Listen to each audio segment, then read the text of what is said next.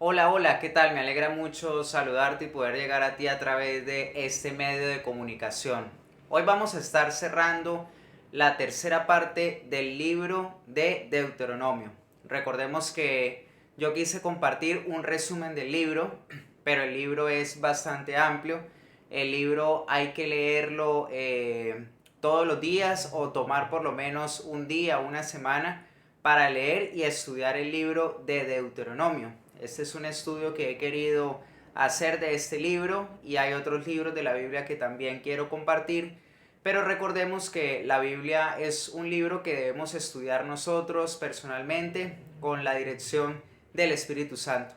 Entonces, hoy quiero finalizar la tercera parte del libro de Deuteronomio, que consistía en cómo pasar de la maldición hacia la bendición. Recordemos que habíamos dicho, o que yo había dicho, que habían varias características que indicaban que una persona podía estar bajo maldición, como por ejemplo la falta de reproductividad o la esterilidad. Recordemos que la esterilidad no solamente alude a una mujer que no puede tener hijos, sino que la esterilidad alude en muchos aspectos de mi vida. Empezar algo y no poderlo terminar, estar siempre bajo las circunstancias, entre comillas, estar bajo situaciones donde lo único que veo es estancamiento. Si soy un líder de ministerio, mi ministerio no crece, siempre estoy estancado, siempre no puedo llegar a fin de mes, entre otras cosas, pero es algo que siempre me tiene ahí amarrado y se vuelve una fortaleza, es una humillación constante, entre otras cosas, pero es importante esclarecer.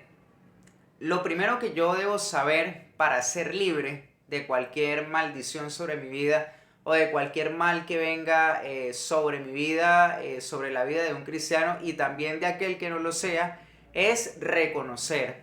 Yo debo reconocer qué es lo que está sucediendo. Debo evaluarlo a la luz de la Biblia, pero debo reconocer, es importante reconocer cuál es mi problema. Porque hay mucha gente que no reconoce que hay cosas que tienen una connotación espiritual. Son agnósticos o son escépticos de este tipo de cosas. Y aunque ellos no lo creen, es un poder muy real y es un poder que tiene un efecto de destrucción sobre la gente. La gente termina muriendo físicamente antes de tiempo o simplemente abortando el plan de Dios para su vida. Así que es importante reconozca cuál es el problema, qué es lo que me está pasando. Si tuve un contacto con el ocultismo o si mi abuelo lo hizo, si mi papá lo hizo, no he orado por esa situación, no he tocado ese tema, debo reconocerlo. Es el primer punto para ser libre de este tipo de ataduras. El segundo punto es arrepentirme. Arrepentirme de cualquier cosa que haya hecho y expuesto a la maldición. Es decir, si yo tuve un contacto con el ocultismo o con el horóscopo, debo arrepentirme de esto y debo renunciar y arrepentirme. Debo arrepentirme porque el arrepentimiento no solamente es de labios para afuera, el arrepentimiento es un cambio en mi estilo de vida y ese cambio consiste en tener nuevos hábitos que solamente serán evidencia de que Jesucristo mora en mi vida, en mi corazón, y ese morar de Cristo en mí trae como consecuencia una transformación que es de mi carácter, una transformación que es espiritual, una transformación que implica dejar mi antiguo estilo de vida, mi antiguo paradigma. Si no hay esa transformación, yo no he conocido al Señor. Es así de sencillo.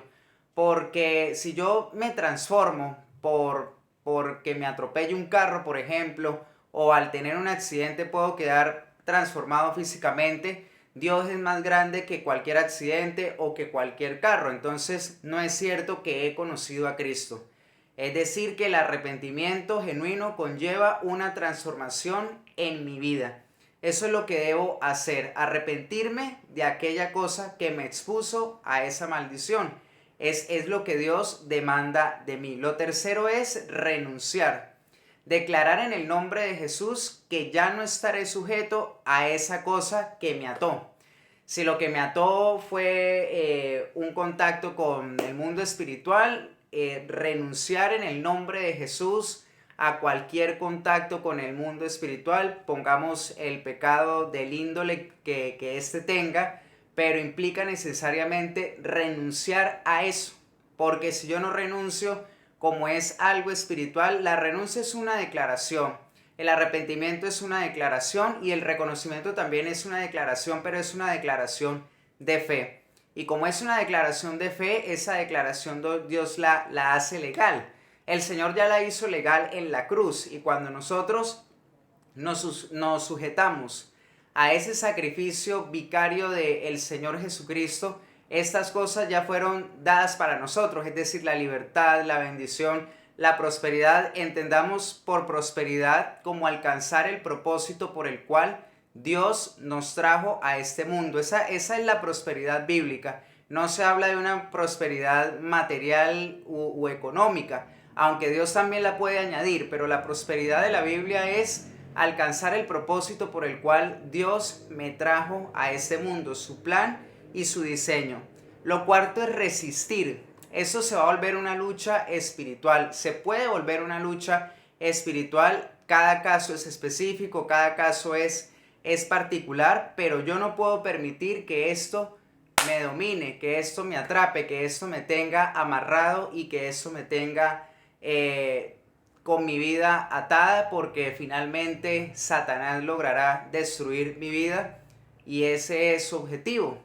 La buena noticia es que el Señor Jesucristo ya lo ha derrotado y nos ha dado la voluntad y el poder a usted y a mí de ser vencedores y victoriosos en el nombre de Jesús.